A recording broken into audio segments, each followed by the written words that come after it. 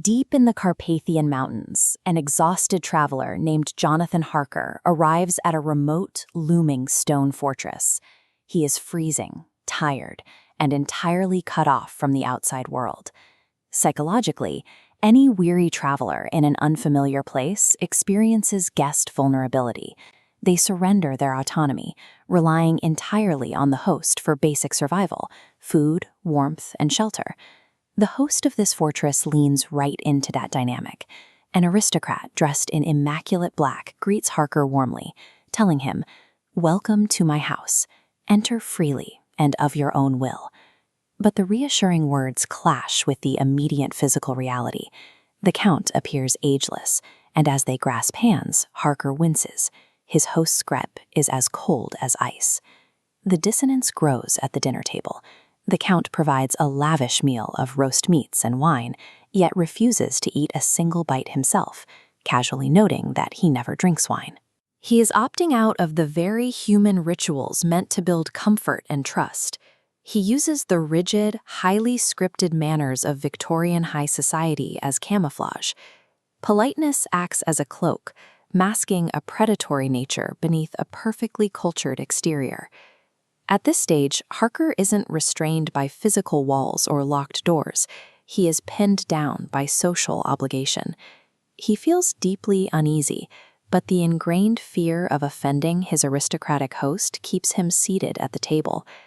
These rituals of hospitality creates a confusing barrier between Harker's growing intuition and his obligation to remain a gracious guest. He is being disarmed by the very rules of conduct meant to protect him. Outside the heavy oak doors of the grand hall, the environment itself reinforces that trap. The castle is surrounded by miles of dark, dangerous wilderness. A terrifying chorus of wolves begins to howl, rattling the stained glass. Harker is horrified, but his host smiles, eyes gleaming in the firelight. The Count doesn't hear a threat. He calls the howling monsters the children of the night and marvels at the music they make. This diagram shows the mental shift in Harker's mind. Initially, the castle represents safety, separate from the wild. But Dracula is deeply connected to the wilderness, obliterating the boundary. Harker realizes the walls aren't keeping danger out, they keep him in with it. His exhaustion gives way to active, creeping unease. The illusion of safety inside the grand hall has evaporated. The guest is left entirely on edge, waiting for the polite facade to finally drop. The next morning, sunlight streams through a narrow slit in the heavy curtains of the bedroom. The daylight provides Harker a fleeting, false sense of security, but that security is violated. As Harker stands before a shaving mirror, his host enters, silent as a ghost, catching him entirely off guard. Startled by the greeting, Harker jumps. The razor slips across his skin, leaving a thin cut on his neck as blood begins to well up. Looking into the mirror, Harker sees his bleeding reflection, but notices something impossible. The Count, standing directly behind him, casts no reflection at all.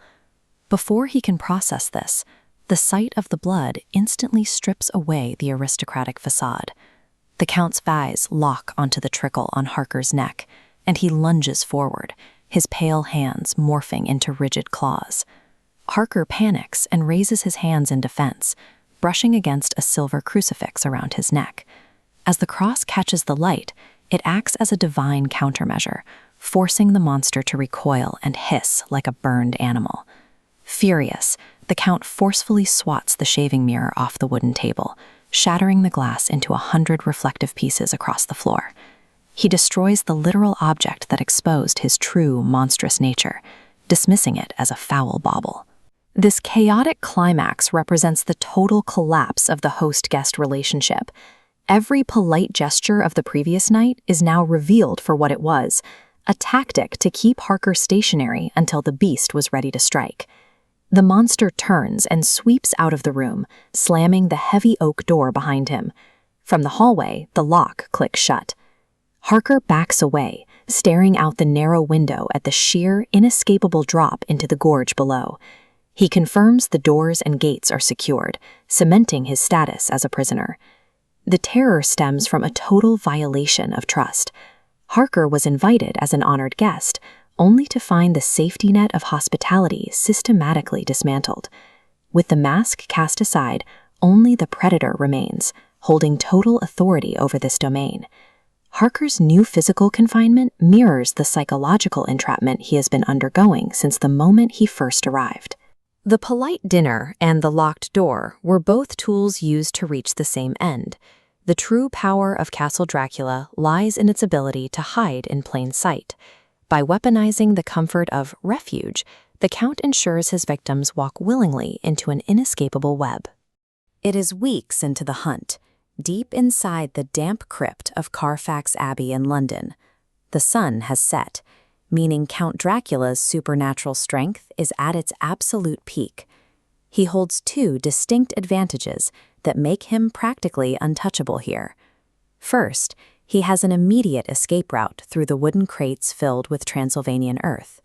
Second, he holds a psychic hostage, Mina Harker.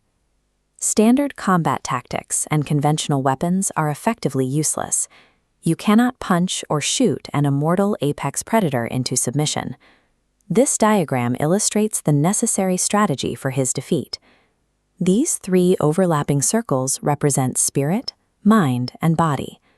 Killing this creature requires hitting that exact point of vulnerability in the dead center, attacking all three fronts at the same time. Immortality of this scale cannot be broken by raw strength. It must be systematically dismantled from multiple angles simultaneously. The execution begins with Abraham Van Helsing.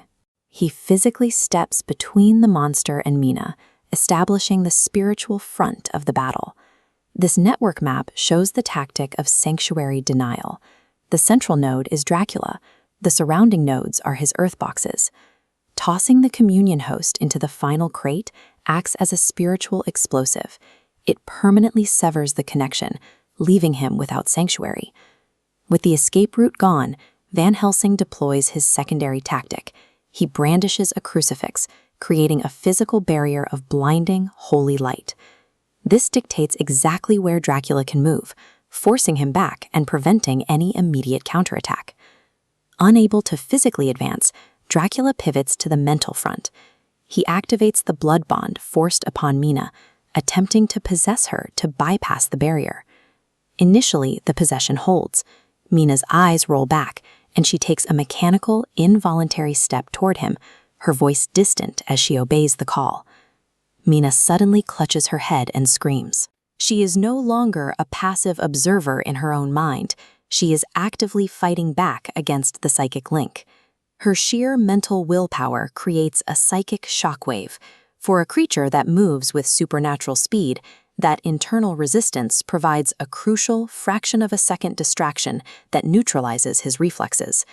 The holy weapons trapped the monster in the room, but it was human mental fortitude that cracked his impenetrable armor. That fraction of a second is exactly what Jonathan Harker needs. He charges past the spiritual barrier to capitalize on Mina's distraction. Permanent destruction in this lore requires a very specific two-step physical strike. Jonathan starts by leaping off the crate and driving a heavy wooden stake directly into Dracula's back, piercing the heart. The stake alone is insufficient for a kill. In these mechanics, it acts as a paralyzing agent, pinning the creature to the earth while he thrashes and shrieks. The immediate second step finishes the job. Jonathan uses a heavy kukri knife for a brutal decapitation, severing the physical form and ensuring it can never regenerate. The moment that two-step execution is complete, the vampire's flesh freezes and dissolves into a massive cloud of gray ash. Jonathan's physical strike was the final tumbling domino, an action that was only possible because his allies had already won the spiritual and mental battles. Total silence falls over the crypt. The overwhelming supernatural chaos of the battle evaporates, leaving behind nothing but the mundane reality of gray ash scattered across damp stone. Jonathan catches his wife as she collapses. As her natural voice returns, the red scar on her forehead slowly fades into nothingness.